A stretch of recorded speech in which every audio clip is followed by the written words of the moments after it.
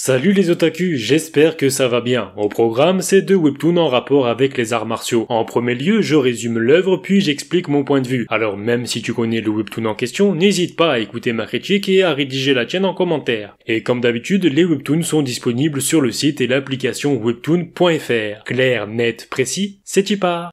Et on commence avec Ghost King de Park Jin-seok et Son Go-woo. 10 épisodes sont actuellement disponibles. La paix est revenue après la disparition d'un tueur sanguinaire, le roi spectral. Depuis, une drogue qui augmente les capacités des consommateurs fait son apparition et perturbe l'équilibre des forces. Juste à temps, le roi spectral réapparaît une fois de plus et jette à nouveau le monde dans le chaos. Une mère réputée pour ses talents à l'épée, un père disparu doué pour le combat. Kang Tae-yeon a tout pour réussir dans les arts martiaux. La preuve, il a été admis dans une école d'arts martiaux réputée. En plus de suivre les traces de son père, notre protagoniste veut sauver le donjon familial. Et pour se faire un peu de thune, Kang poste de temps à autre des vidéos sur YouTube. Sauf que dans sa vidéo la plus récente, il publia une technique du roi spectral réputée interdite pour les fins connaisseurs. Tellement interdite que des gars louches et très dangereux vont vouloir l'éliminer.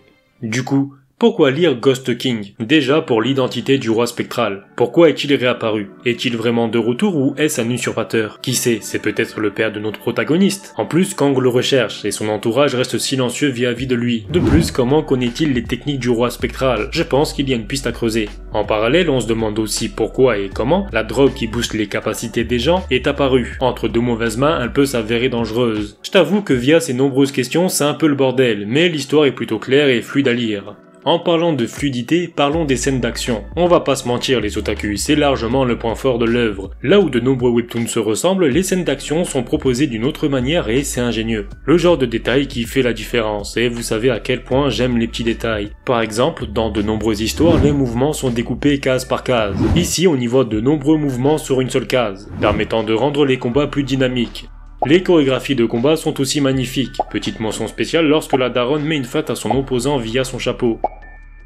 Tu sais, j'aime beaucoup les films de kung-fu chinois. Ici, on peut reconnaître les différentes influences en regardant de près l'esthétisme et les détails minutieux dans chacune de ces chorégraphies. En vrai, on a l'impression de voir un de ces films et c'est vachement impressionnant.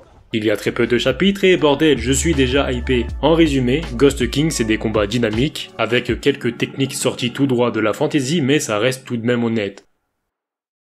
Avant de passer à la suite, n'hésitez pas à commenter mes vidéos, ça me donne de la force, de la motivation et ça permet d'échanger avec vous.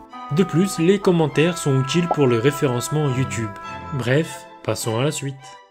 Pour le second et dernier webtoon, je vous propose Viral Hit. Il est écrit par Tae-kyung Park, le scénariste de Lookism. Les illustrations sont de Kim Jung-un. 16 épisodes sont actuellement disponibles. Le lycéen tout maigre et fragile Yo Obin est sûrement le dernier gars qu'on s'attendrait de voir sur une chaîne YouTube ayant pour thème les combats. Et pourtant...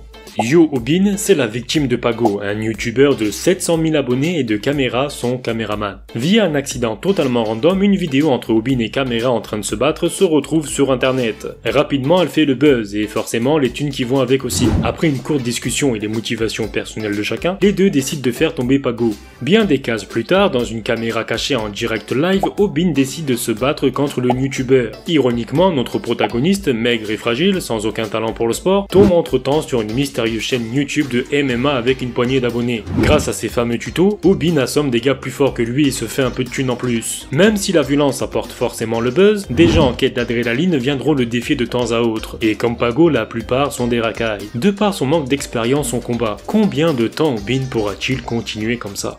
Pourquoi lire Viral Hit? Le fond reste tout de même classique. À chaque entraînement, il devient plus fort et rencontre des opposants encore plus puissants. Petite parenthèse, les scènes de combat sont supervisées par Jung Young-yang, un joueur de l'équipe de Jiu-Jitsu de Corée, et de Yoo Jun-lee, l'ancien champion du Road FC, la division MMA en Corée. Fin de la parenthèse. Je dirais que c'est plutôt dans la forme que Viral Hit est intéressant. Par exemple, l'auteur nous surprend presque à chaque épisode.